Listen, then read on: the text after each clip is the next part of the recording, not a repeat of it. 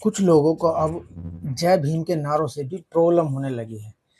तलवे चाटने वालों को यह जय भीम के नारों से दिक्कत हो सकती है।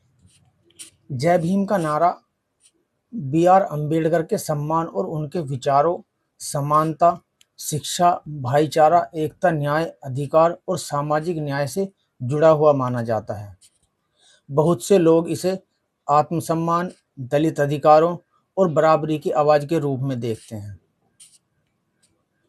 भारत जैसे विविध देश में अलग-अलग समुदाय अपने प्रेरणा स्रोत नेताओं के नाम से नारे लगाते हैं। अगर कोई नारा लोगों को सम्मान, शिक्षा, भाईचारे और संविधान की बात करने के लिए प्रेरित करे, तो उसे सकारात्मक रूप से देखा जाना चाहिए। अब जय भीम केवल एक नारा नहीं है, बल्कि यह समानता, सम्मान और इंसानियत का संदेश है। यह नारा बाबा साहब डॉक्टर भीमराव अंबेडकर के उन विचारों से जुड़ा है जिन्होंने हर इंसान को बराबरी का अधिकार देने की बात की है। जब कोई जय भीम कहता है तो उसका अर्थ किसी से नफरत करना नहीं होता, बल्कि यह कहना होता है कि समाज में हर व्यक्ति को सम्मान और बराबरी मिलनी चाहिए। यह नारा हमें सिखाता है कि जाति, धर्म, ऊंच नीच, भेदभाव से ऊपर उठकर इंसान को इंसान समझना सबसे बड़ा धर्म है। जय भीम शिक्षा का संदेश देता है, क्योंकि बाबा साहब ने कहा था कि शिक्षा ही समाज को आगे बढ़ाती है।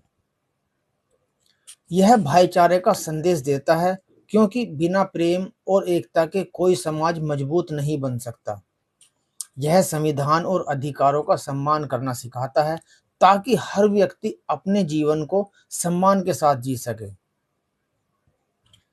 अगर हम सही मायने में जय भीम को समझें, तो इसमें संघर्ष जरूर है, लेकिन वह संघर्ष नफरत का नहीं है, बल्कि बराबरी और न्याय का है। यह नारा लोगों को जोड़ने का काम करता है, तोड़ने का नहीं। आज जरूरत है इस बात की कि लोग एक दूसरे के नारों और भावनाओं को समझें। जब समाज में प्रेम, सम्मान और भाईचारा बढ़ेगा, तभी सच्ची एकता बढ़ेगी। जय भीम का असली अर्थ यही है: सबका सम्मान, सबको समान अधिकार और सबके साथ भाईचारा। बाबा साहब डॉक्टर भीमराव अम्बेडकर ने केवल एक वर्ग के लिए नहीं, बल्कि पूरे भारत के लिए संविधान बनाया था। आज देश में जो लोग वकील, जज, अधिकारी, शिक्षक, सांसद या बड़े पदों पर बैठे हैं, उन्हें अधिकार, अभिव्यक्ति की स्वतंत्रता और समान अवसर संविधान से ही मिले हैं। कुछ भी लोग फिर भी कुछ लोग ऐसे हैं जो संविधान का लाभ तो लेते हैं, लेकिन बाबा साहब के योगदान को स्वीकार करने से कतराते हैं। यह केवल एक व्यक्ति का अपमान नहीं है, बल्कि उस विचार का अपमान है जिसने भारत को लोकतंत्र और बराबरी का रास्ता दिखाया। सोचिए, अगर संविधान में सबको समान अधिकार न मिले होते तो क्या हर वर्ग का व्यक्ति आगे बढ़ पाता?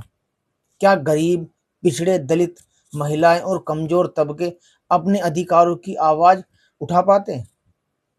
बाबा साहब ने ऐसा भारत बनाने का सपना देखा था जहां इंसान की पहचान उसकी मेहनत और उसकी योग्यता से हो, न कि उसकी जाति और जन्म से हो। किसी महापुरुष से असहमति होना अलग बात है, लेकिन नफरत फैलाना और उनके योगदान को मिटाने की कोशिश करना समाज को कमजोर करता है। जो लोग बाबा साहब के बनाए संविधान की शपथ लेकर बड़े पदों पर पहुंचते हैं और फिर उन्हीं के प्रति अपमानजनक भाषा का प्रयोग करते हैं, उन्हें यह याद रखना चाहिए कि जिस व्यवस्था ने उन्हें सम्मान और अधिकार दिए हैं, उसकी नींव में बाबा साहब का संघर्ष शामिल है। सच्ची महानता दूसरों का सम्मान करने में होती है। अगर हम देश को मजबूत बनाना चाहते हैं, तो हमें उन महापुरुषों के योगदान को स्वीकार करना होगा जिन्होंने भारत को लोकतांत्रिक और बराबरी वाला राष्ट्र बनाने के लिए अपना जीवन समर्पित किया। जय भीम का अर्थ किसी से नफरत करना नहीं है, बल्कि हर इंसान के सम्मान और अधिकार की बात करना है। यही बाबा साहब की असली सीख थी। एक बात तो साफ है, जो लोग जय भीम या अंबेडकर का विरोध करते हैं या उनसे घृणा करते हैं, वो कभी नहीं चाहते सभी लोग बराबर हों, लोगों में भाईचारा हो, सभी को बराबर अधिकार और न्याय मिले। ऐसे लोगों के लिए क्या कहा जाए? जय भीम, जय भारत, जय संविधान।